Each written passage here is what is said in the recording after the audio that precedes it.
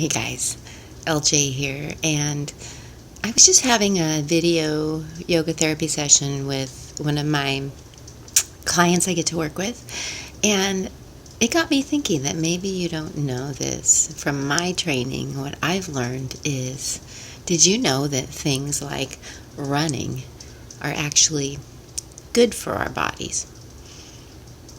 Like, that's news to some of us because I feel like some of us have been raised to think that things like running just beat our body up and just tear it down and break it down.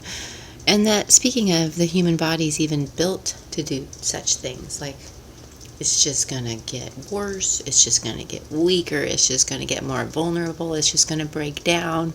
The more you use it, the more it's going to deteriorate. And actually, that's kind of the opposite of how the human body is built to be and to develop. It turns out that it really actually gets stronger with use, and over time, if we're using it, it's developing and getting more resilient and actually more agile, more strong. So we're not actually built to degenerate. We're built to keep developing, keep strengthening. So something like running is only doing that for us. And the only time that something like running is a problem is when we're out of alignment, which is some of how I love that I've learned to use the poses, is to help us get our alignment in order.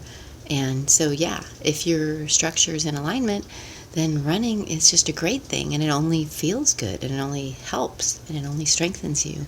So this thinking that something like running would break us down or be bad for our joints or something is not true, it turns out.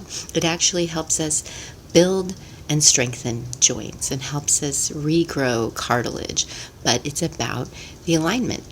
So if doing something like running hurts you, then it may be an indicator that you've got some alignment issues, and you might need to build in a little practice to get yourself back into better alignment, which is part of what I do with the poses. So I'm here if I can help you build in that little daily practice to help realign you.